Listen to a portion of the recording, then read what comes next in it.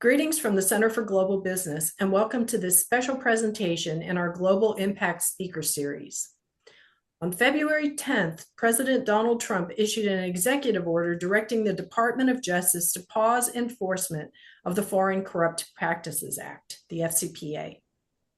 The executive order aims to enhance American businesses' competitiveness abroad by curbing what the administration describes as excessive and unpredictable enforcement that may deter international engagement by U.S. companies. I'm grateful to have with me three distinguished speakers to discuss the implications of this new executive order for U.S. businesses operating in other countries. All of them have extensive experience in relevant fields as well as deep ties to UT. Eric Schwartz is currently an adjunct securities law professor at the University School of Law. Before that, he was a practicing securities enforcement lawyer for over 35 years. After spending 15 years in various roles within the SEC's Division of Enforcement, culminating in his position as assistant director, he went on to build a global securities enforcement defense, investigations, and compliance practice at Skadden, where he represented a wide range of corporate clients on a variety of matters, including FCPA-related investigations and litigation. Eric, thank you for being here. My pleasure. Paul Kinscherf is a retired Boeing executive. One of his leadership roles there was as VP of International Finance, and he was responsible for Boeing FCPA compliance for 3 years. I first met Paul in his role as executive in residence here at McCombs, during which time he served on our board before going on to be named deputy to UT's president for business development and planning. Paul, always a pleasure. Thank you so much for joining this discussion. Thank you, Deirdre. Glad to be here. Ray Brimble is founder and CEO of Lynx Holdings LP and SeedPod Holdings LLC. Lynx has been founder, general partner, and sponsoring investor in approximately 30 companies in North America, Europe, and Latin America, with a specialization in airport and aerospace facilities development. I'm also proud to say he's the founding chair of the Center for Global Business and a current board member. Ray, as always, thank you for supporting international business education at McCombs. My pleasure. Good to be here. All right, well, let's move on to my questions for the three of you about this exciting news story. Eric, let's start with you. Can you give us a brief overview of the FCPA for those who don't know it well, and what specifically the changes are that were just announced by the Trump administration? Sure. So the FCPA is a federal law. It was passed by Congress in 1977. The legislative impetus for the FCPA was the discovery that a number of US-based companies had successfully corrupted members of the government of some of our country's allies.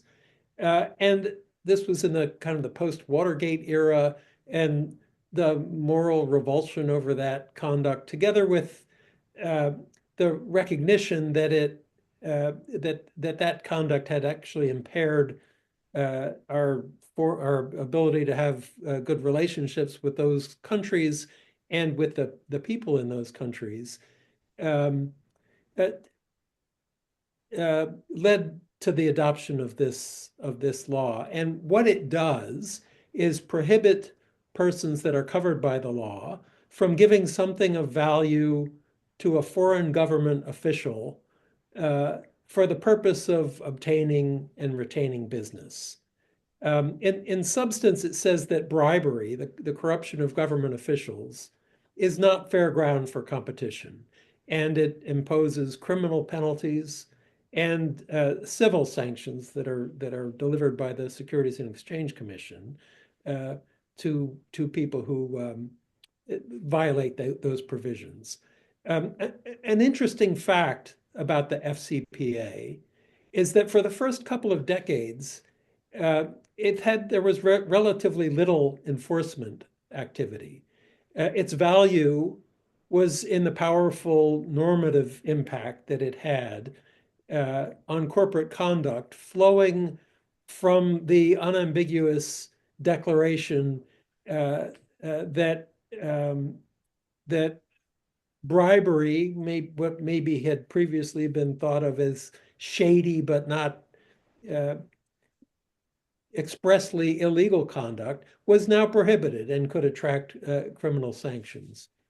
At the same time, once the statute was enforced, and while there was not a lot of enforcement activity under it, the U.S. became a leader. In fact, I would say globally the leader in bringing that anti-corruption ethos to the world. In fact, that's been kind of a signal triumph of U.S. leadership in this space. And around the world, other countries have adopted similar prohibitions as part of their own laws. By way of one example, the OECD, the Organization for Economic Cooperation and Development, adopted a anti-bribery convention that is based on the FCPA, and that has been ratified by 46 countries. It covers essentially all of Europe, most of the Americas, and other countries. So that is background and context. And while the executive order that was issued by the Trump administration does not change the statute, it does seem to be a fairly public surrender of U.S. leadership in this space. And indeed, elements of the order seem to normalize the idea that corruption is fair ground for competition. Now, when I say that, I'm talking about some of the prefatory language and explaining why the order is being issued, and some of the statements that are made in the fact sheet that accompany the order. But it's important to note that the order does not change the law itself. The law was passed by Congress, signed by the president at the time, and remains the law of the land. What the executive order does as a practical matter is direct the Justice Department to pause its current enforcement activity under the law for 6 months, and during that time to evaluate what its policy should be going forward. So it doesn't work any substantive change in the law, but it does suggest that cases that are currently under consideration will be at least delayed and may be affected while this evaluation process goes forward. Thank you, Eric. And one of the things that struck me in reading this executive order was that it describes the detriment to American business competitiveness of FCPA enforcement. And so I think that raises the question, has FCPA enforcement, has this law been detrimental to American business?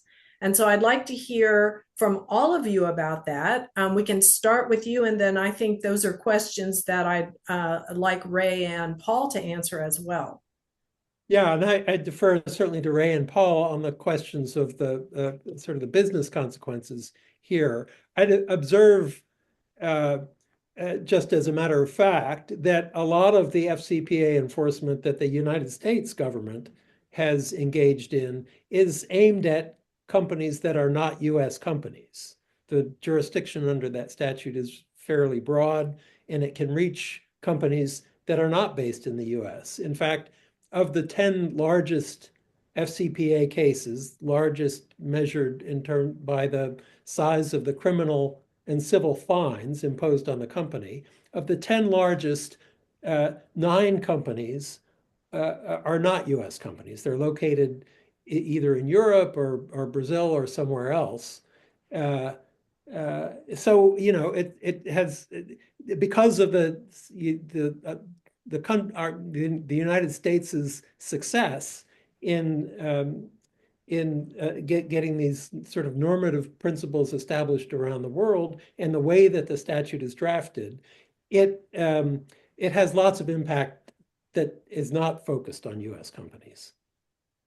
Okay, well, I think that's a really useful starting point. And then from the perspective of practitioners, Ray, and particularly from your perspective as the owner and founder of an SME, a smaller company, has the FCPA impacted how you have done business outside the US? And do you think that the pause in enforcement of the FCPA will affect how you and other SMEs operate? Sure.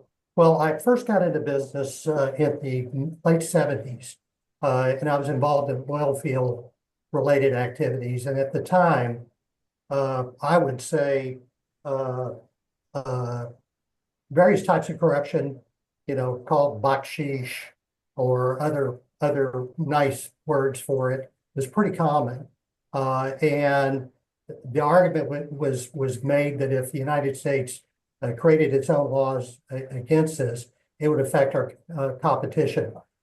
There is no doubt that people lost business because our competitors would offer things that we didn't want to offer. But I would argue that the zeitgeist of international business changed, as Eric mentioned, as we adopted our own laws, and other very important countries adopted their laws as well. But that all gave the signal to corporations, companies, joint ventures, all kinds of collaborations, that we as individual businesses and indeed capitalists were able to decide for ourselves if we wanted this to be part of our culture. And most American companies, including my own, decided that we did not want for that to be part of our culture. And later in this talk, I'll give you my own personal reasons for doing that. But what's been the result?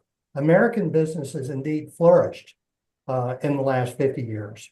And our economy is the envy of the world, even though we have these laws in place. So both from my own point of view of losing business, and from the macro point of view, I think we've done just fine. But most importantly, it has provided me with cover to allow me to resist the suggestions of corrupt activities. And I would argue that that's actually helped me with my business rather than hurt me. Okay, great. Those are very useful points from your personal perspective. And then, Paul, you bring a sort of 30,000 foot view, really, having been at Boeing. So I have the same question from you.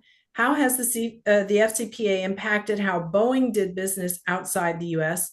And what impact do you think the executive order might have on Boeing and other large multinationals? Thanks, Deirdre. Just one observation: to assume that the FCPA has diminished competitiveness for business broadly writ somehow seems to imply that corruption is good for business broadly writ. And it is absolutely not. In fact, corruption, no matter what business you're in or what industry you're in, corruption is bad for business, and it's bad for the people involved in it, because so much of it erodes trust, and it distorts pricing, and it creates all kinds of other ancillary effects that is just bad for business and bad for the relationships between the customer and the supplier. So corruption, by definition, is not good for business. So then you go to, well, the FCPA, well, is that diminished competitiveness? I'll second Ray's point that in a case-by-case basis, and there are instances where certain customers or certain cultures might expect some form of delivery of items of value with corrupt intent. Broadly writ, I think actually the FCPA has helped American competitiveness because, as Ray pointed out, when you do business with us and you have a reputation for being an honest company, you what we were told is if you have a reputation as an honest company, it's much easier to get your transactions approved because people know that you're dealing with an honest supplier. So I actually think that it really enhanced competitiveness significantly. Are there cases probably where we lost some contracts to bribe paying competition? Quite possibly. And I'll point out that Airbus received one of the largest fines in enforcement history under the FCPA as a result of the good work between the United States government and the European governments that were involved. But that gets back to Eric's original point that, frankly, as a practical matter, it helped level the playing field, right? Because now our competitors are going to have to focus on the fact that they will too have to adhere to a very high standard of business conduct. So on balance, are there occasional losses? Yes. But you know what? They're tactical losses. And perhaps if you're dealing with a corrupt customer, you don't want to be dealing with them anyway. But on a overall basis, I think it's actually been quite helpful to American competitiveness overall. Thank you, Paul. Eric, given that many other countries now, as you say, partly as a result of the FCPA, have their own stringent anti-bribery laws, how should U.S. businesses navigate the risk of operating in markets where corruption is more prevalent, even with a shift in FCPA enforcement? Well, that's a good question. The risks that U.S. companies would face engaging in corrupt activity overseas are not certainly no longer would be solely the result of the operation of the FCPA. So if you took that entirely off the board, which the executive order has not done, engaging in corrupt behavior overseas would carry a lot of risks associated with those local prohibitions that are now in place. You might ask whether enforcement of those local prohibitions will be as robust if the United States completely abandons its leadership role in this space. It's a fair question, and maybe not, but you certainly would be subject to a lot of risks that they might, and among those risks would be that there'd be some selective enforcement, perhaps aimed at U.S. companies. All right. And how do you think that this shift on the part of the US, assuming it remains in place, how might it affect collaborative enforcement among countries, which has been increasing over the past several decades? Well, I think certainly countries other than the US will continue to collaborate with each other. In the typical large FCPA settlement, there's been a US enforcement action and a number of parallel enforcement actions. So for example, if the company is a non-US company, the local jurisdiction will take their own action against them. And more increasingly, the jurisdiction in which the bribes are paid, where the corruption occurred, will bring some action as well. And those are can be very, very expensive from the standpoint of the fines imposed. In some sense, the local jurisdictions have the greatest incentive to take them, inflict the most pain in these situations for obvious reasons. And you would expect that would continue to be the case, and at least you couldn't anticipate that risk could be avoided. Okay, so given that risk, I'd like to come back to Ray and Paul in that order and ask, given that even if the FCPA in the US is not for some period of time, we don't know how long that could be. It could be up to 4 years, it could be longer or less. But whether or not that changes at any point, which we can't predetermine, given that that similar laws may still be being enforced abroad, and that collaboration among foreign governments may still be ongoing. How do you see that affecting the way that small companies, Ray, in your case, small and mid-sized companies will be handling that risk? Do you think companies will say, whoa, great, FCPA, pause in enforcement, we can bribe? Or will they be more circumspect in the short term and the long term? What would you say to that, Ray? What are your plans as a CEO of your company? Sure. Well, as you know, my international business career has involved oil business and also aerospace infrastructure, including a joint venture with General Electric Aerospace. So I have looked at it from a SME point of view and also a multinational point of view. And so what I'd like to offer is my personal impressions on this subject based on what I would advise my own partners, my investors, my joint venture partners, anybody I'm collaborating with. So the presidential directive it suggests that we consider bribery as a best business practice. And there is also the suggestion with the non-enforcement of an existing law that there be some kind of circumvention. But I would suggest certainly a small business person, that we need to have more circumspection, personal circumspection, than this suggestion of circumvention. And the big question for me is whose jurisdiction applies? Is it the United States jurisdiction, the host country, your board, or your own business strategies and ethics? I would suggest it's the latter. So while there may be a lot of legal questions involved, what I'd really invite people to do is ask themselves and ask their partners, ask their customers, how do they feel about this, irrespective of any laws on the books? So I think personally that American companies and my company should not be in the business of promoting local corruption to get deals. In the past, the FCPA has provided me with useful cover so that I could deny the request. I will tell you on many instances, I was thanked privately by my foreign customers for resisting bribery on the basis of the FCPA because they wanted choices. They themselves did not want bribery to be taking place in these transactions. And as Paul mentioned, they wanted honest business partners.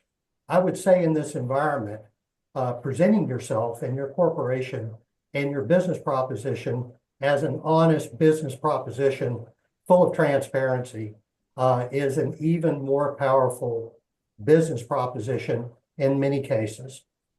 So I'll also say that bribery has the effect of being corrosive, both for you and your business and for your customer's business in the long run.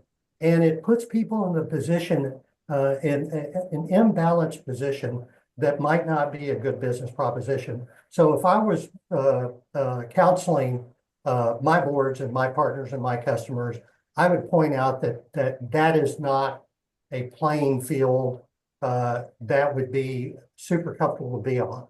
So if you add all this in with the uncertainty that's been created by this presidential directive and the time frame that we're being asked to wait, and indeed the possibility that statutes could change in another few years, and you would be liable for things that might have been overlooked now but won't be overlooked in the future, I would say it would be a highly risky thing to suggest to any of my business partners to engage in, and unequivocally, I would not do it. Okay, thank you. And Paul, is your answer the same or different? And what are some of the considerations for large multinationals like Boeing? Well, I think I'll second everything Ray said, and then just add our customers have learned that we are honest. We're not perfect, but we're honest. And they would continue to expect that. And if there was a suspension in enforcement and suddenly we went out and started offering bribes, they would actually wonder at what level of integrity we're running the company. Okay. So that, as Ray points out, it's corrosive and it reduces trust at all levels. And then, of course, within even the local economies themselves, it reduces trust. The other sort of more legalistic and procedural aspect of this is if you're a multinational doing business in a lot of different countries, this does not alleviate you, even if the U.S. suspends enforcement for some period of time, it doesn't alleviate you from understanding what all of the different laws are around the world. Okay. And you and your team will have to continue how to comply with all of that. That by the way, that hasn't changed. I think a huge risk in how this was done. Well, the huge risk is in how this was done and announced, because it was announced that the actions had been taken to increase competitiveness per year. So it sounded like there was a fait accompli upon the announcement of the executive order, where Eric has pointed out, of course, correctly, that they're suspending enforcement while they review a bunch of things. And we don't know what they're going to review. Okay. And we don't know whether they're just going to, there's a whole bunch of activity that they could take a look at, because as the experts in your group will know, there's 9 different areas that the Justice Department typically looks at, and they may weigh them differently. We just don't know. But how this was done, because they probably didn't need to issue an executive order and make a big announcement, it will create a high possibility of confusion across different employee populations internally, and certainly different customer populations around the world, because what they're going to hear is, oh, they've just suspended enforcement of the FCPA. They didn't hear, well, it's a 6-month review and, we'll get back with recommendations. That gets lost in the wash upon announcement, at least initially. I mean, that's just the reality of this. So it's going to place a higher burden on the larger companies that have customers around the world and employees operating around the world to communicate very strongly and remind everyone that no, nothing's changed, because the administration has taken that action. And then secondarily, on top of that, perhaps it's an opportunity for senior leadership to remind everybody that our code of ethics and code of conduct still stand. And we'll just take this to remind everybody that what we're doing and how we do business hasn't changed. So I see the risk of confusion, and then within that, somebody operating overseas taking action, thinking they can, and either violating a local law or violating the FCPA. And then when the review is done and there's the backward review of what's just happened, you're open to prosecutions or other penalty. So I think there's some risk in how they did this. Okay, thank you. And then just to clarify, Eric, so the law hasn't changed. Suppose the executive order is reversed in the future. Suppose a company decides that it's expedient in the short term to engage in bribery at a time when the enforcement has been paused through this executive order or other means. Suppose several years down the road, the law is fully enforced once again. What is their liability? Can they say, well, we did this back at a time when enforcement had been paused, so we're safe? Is that a safe assumption for a company today?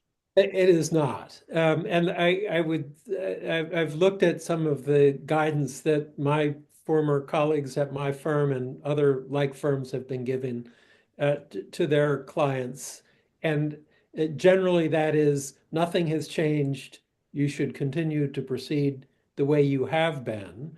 The risk is, if someone were to, as you suggest, look at this executive order and say, okay, I will, resort to corruption as a means of running my sales program.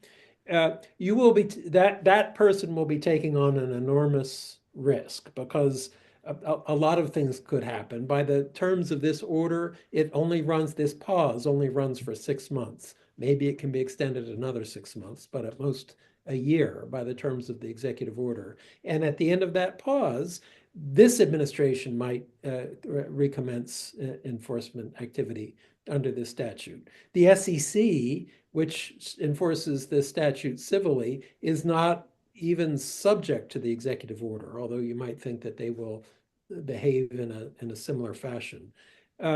But whatever happens with regard to this executive order, at the end of the Trump administration, there will be somebody else administering this law. And as I said at the outset, the law remains fully in force. And somebody who resorting to a course of corrupt activity today will be taking on an enormous amount of risk that at some future date, the enforcement program will snap back into force and they will face all of the consequences that accrue from that. Hey, All Deirdre, right. Deirdre, if I could just add, as Eric was talking, it struck me too, the other burden that's placed on the companies with this is as company representatives fly around the world and interact with their customers or their consultants or any of their agents, the burden is going to be on them to be facile with this, to be able to understand what we're just explaining today. Because there could be, that folks are just going to say, well, he stopped enforcement. And there's a scenario where I'm trying to explain to my foreign sales consultant that Trump didn't stop, didn't change the law. And that's going to be very hard for them to unwind and undo. So I think this puts an additional effort and communication and training internally on an awful lot of people and multinationals who have to deal with third parties who also have to comply with the law if they're agents of the company. Thank you. And Ray, earlier you said something about investors. Yeah. In one of our conversations prior to this. What do you say to your investors about all this? Well, if something goes wrong, law is reversed or the deal didn't work out or somebody lied to us, whoever we were trying to bribe lied to us or whatever, I'm probably going to get sued by my investors on the basis of my fiduciary responsibility within my own corporate rules. So that's another risk. But I also want to just mention something that I had meant to mention before. So this non-enforcement of this potential non-enforcement of the law is anti-small business as well, because small businesses really it's expensive to engage in bribery, and it's more or less a tax on your transaction, because if you have to start adding in 5–10%, whatever it is, that goes to the bottom line. And it goes one of two places. You charge more to get it back, or you make less profit. Another conversation I have to have with my investors and my partners, and it's just a bad deal all around. And as a small businessman, I'm almost never going to win. I am never going to win in a corruption battle with bigger companies, foreign companies who have a lot of resources to throw at these kinds of things. And so it is certainly not going to increase my competitiveness. Okay, thank you. And so on that basis, Eric, do you have anything to say about the way you think that Department of Justice and SEC expectations for company compliance programs will change in the future? Well, so the thrust of the order is that there's this period of pause where the Justice Department will evaluate current cases and past cases and come up with a view as to how this statute ought to be handled in the future. But conceivably, there'd be something that might speak to areas that the government will be or won't be interested in during the Trump administration going forward. The challenge will be it's very hard to predict. That is hard to predict by itself, but it's also virtually impossible to know what a subsequent administration might do in this regard. And the current guidance and compliance guidance in this space is something that's been developed over a long period of time. When I say current, I mean pre-executive order guidance was developed over a long period of time under Republican and Democratic administrations, including the prior Trump administration. And so, it's unlikely that there will be a significant sea change going forward after the current administration is over. Thank you for that perspective. And Ray and Paul, do you have anything to add? And Eric, do you have anything to add beyond what we've said today so far? Well, I'll just say this. Every challenge has an opportunity embedded in this. And I think the challenge that is presented by the fact that this is happening and how it was announced is probably the opportunity for companies to remind everybody about what their code of conduct is and the importance that they place on doing business honestly. We can't lean too far forward and presume what justice will come out with. So I concur completely with Eric, which is keep going with what you're doing and keep looking to improve on how you're doing these things, even under the existing regulations like you always were. But you're going to have to up your education and training for your third-party agents and probably for some of your frontline people.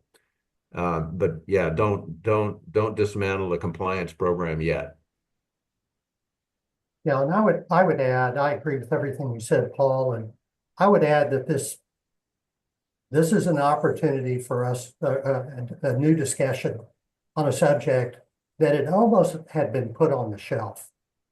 Certainly by American companies, and kind of a reevaluation of where we all stand on the subject of corruption and our corporate activities. And we have an opportunity to be very specific and to have a new communication with all the people we work with all around the world, including how different cultures and countries handle the subject. So I welcome that. It's, as Eric and Paul mentioned, the rollout of the discussion has been kind of sloppy and not helpful, but it's here now, and we should make the best of the discussion. I think we've gotten a great start on it today. Eric, is there anything you want to add? I'll just underscore a point that I've made before, and that is that the law has not changed, and altering your approach during the pendency of this executive order until there's some more clarity is fraught with an enormous amount of risk. All right. Well, I think we can leave it there. I want to thank you all so very much for joining me for this conversation at short notice. It was a great privilege having you here. You have my gratitude.